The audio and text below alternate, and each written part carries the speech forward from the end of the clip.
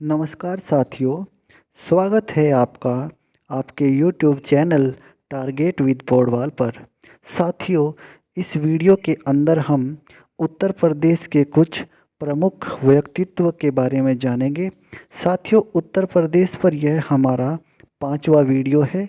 अगर आपने इससे पहले के 4 वीडियोज़ नहीं देखे हैं तो कृपया करके आप उन्हें चैनल की प्लेलिस्ट में जाएं और वहां पर देख लें। तो चलिए साथियों, शुरू करते हैं। हमारे पहले व्यक्तित्व हैं गौतम बुद्ध। बौद्ध धर्म के प्रवर्तक महात्मा बुद्ध का जन्म सिद्धार्थनगर जिले के लुम्बिनी ग्राम में शाक्य क्षत्रिय कुल में 563 ईसा पूर्व में हुआ था।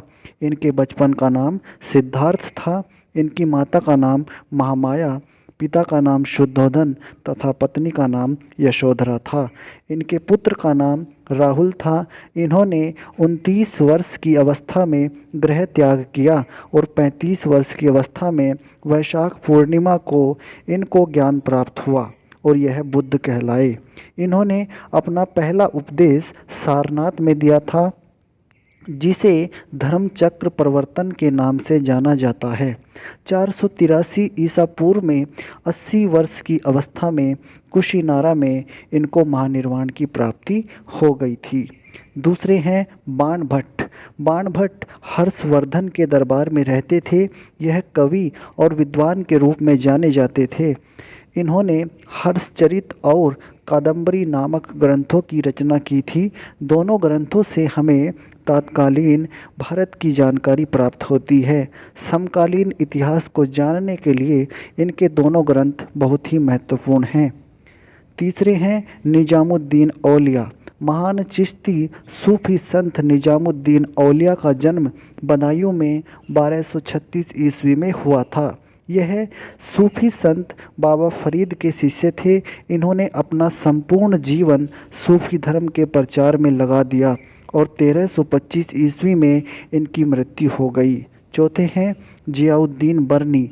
सल्तनत कालीन इतिहासकार जियाउद्दीन बर्नी बुलंदशहर जिले के बरन के निवासी थे। यह मोहम्मद तथा फिरोज़ तुगलक के साथ रहे। इन्होंने जो महत्वपूर्ण रचना फतवा ए जहांदारी लिखी थी, वह सल्तनत कालीन प्रशासन का महत्वपूर्ण ग्रंथ है। बर्नी द्वारा रचित तारीख़ फिरोज शाही से 1265 ईस्वी से 1358 ईस्वी तक के सल्तनत कालीन इतिहास की जानकारी मिलती है। पांचवें हैं अमीर खुसरो। अमीर खुसरो का जन्म 1223 ईस्वी में पटियाली, जो कासगंज जिले में पड़ता है, वहाँ पर हुआ था। वो फारसी भाषा के महान कवि और इतिहासकार थे। उन्होंने हिंदी में भी रचनाएं की थी। वह अपने को भारतीय तोता कहते थे। उन्हें हिंदी खड़ी बोली का जनक माना जाता है। अमीर खुसरो शेख निजामुद्दीन औलिया के शिष्य थे।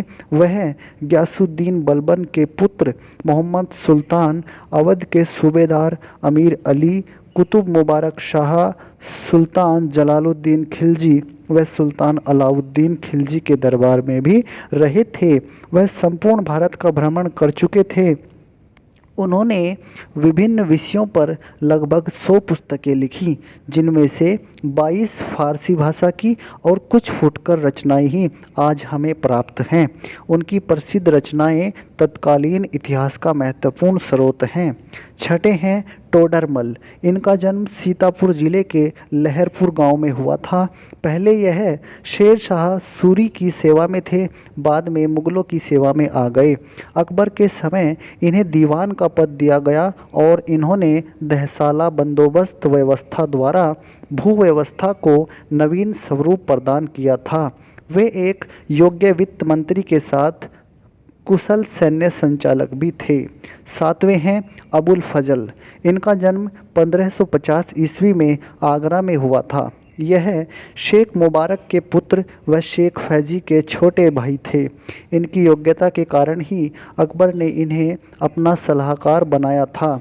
इन्होंने अकबर के दक्षिण अभियान का नेतृत्व किया था।